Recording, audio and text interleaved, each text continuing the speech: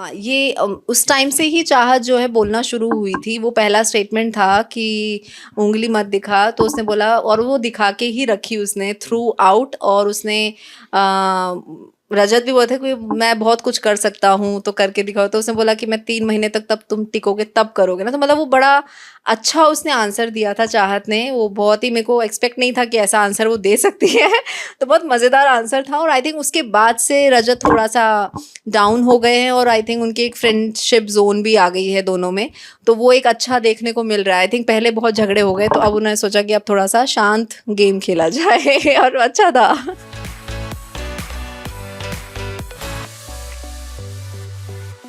देखिए ये आजकल ऐसे शोज़ ना मतलब लोग आई थिंक बोर हो गए हैं। मतलब मुझे ऐसा लगता है कि जैसे मैं शुरू में जब राजन सर के शोज़ देखती थी, चाहे वो ये रिश्ता हो या अनुपमा हो, तो एक अलग कंटेंट होता है इसमें, एक अलग डीप डेप्थ होता है कि आप कहाँ तक सोच सकते हो। अनुपमा शो आज तक कोई किसी ने बनाया नहीं, उसके बाद ही मिलते-जुलते कुछ-कुछ शोज़ आए हैं, लक्ष्मी करके एक आया है। तो मुझे लगता है अनुपमा में आजकल जिस हिसाब से दिखाया गया है अनुपमा को कि एक जो मतलब वाइफ होती है घर में, जो जो मतलब एक सिंपल होती है, उनको क्या-क्या फेस करना पड़ता है। आई थिंक ऐसे-ऐसे कांसेप्ट जो होते हैं बहुत ही डिफरेंट होते हैं और मेरे को लगता है कि लक पे भी डिपेंड करता है।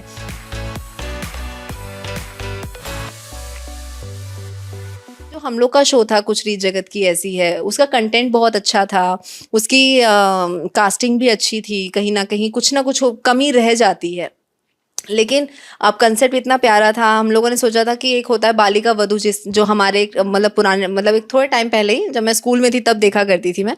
तो तब वो इतना हाइप पे चला और इतना लोगों को पसंद आया और उस चीज़ से ही शायद अविका जो है फेमस हुई थी। तो आपको एक शो बनाता है।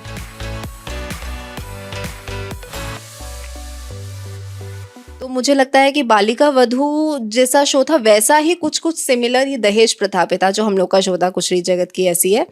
तो मुझे टू बी ऑनेस्ट मुझे लगा था कि बहुत अच्छा जाएगा क्योंकि कांसेप्ट बहुत प्यारा है। लेकिन मुझे कहीं न कहीं जैसे हम लोग जैसे को-एक्टर्स बैठ के बात करते थे, तो उन्होंने भी बोला था कि शायद एक होता है जैसे मेरी एंट्री लेट हुई थी उसमें, तो अब होता है एक नेगेटिव या ग्रे शेड जो है आपको एक एज़ अ कैरेक्टर चाहिए शो में, तो ताकि आपको एक मिर्ची भी मिलती रहे, मसाला मिलता रहे, तड़क-भड़क चलता रहे।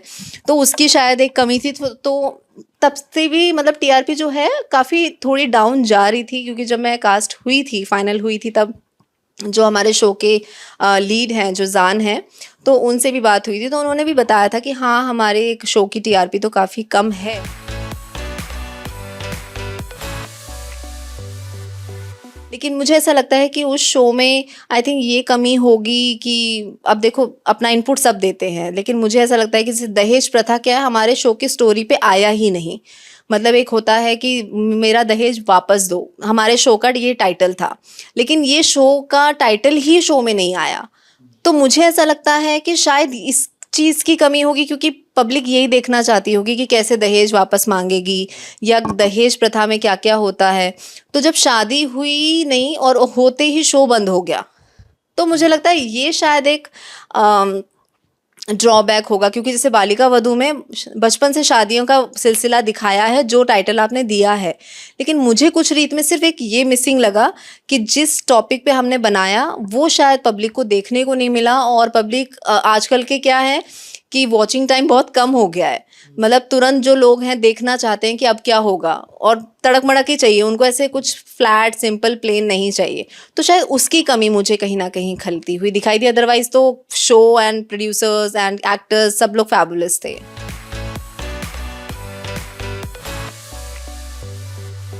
हाँ, वो भी एक रीज़न है क्योंकि आजकल सब लोग सोशल मीडिया पे ही रहते हैं, ऑलमोस्ट लोग वहीं पे देखते हैं। आजकल लोग सीरीज़ में आ गए हैं, मतलब टीवीज़ कम कर दी हैं लोगों ने, सीरियल कम हो गए हैं और अगर हैं तो बहुत गिने-चुने 2-3 ही हैं जो चल रहे हैं, अदरवाइज़ सब लोग ऐसे ही जा रहे हैं।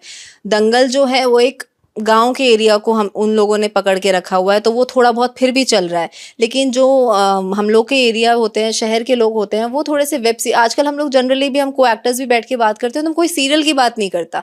हर कोई वेब सीरीज़ की बात करते हैं, हॉलीवुड की बातें होती हैं, वहाँ पे ये सीरीज़ आ रही है।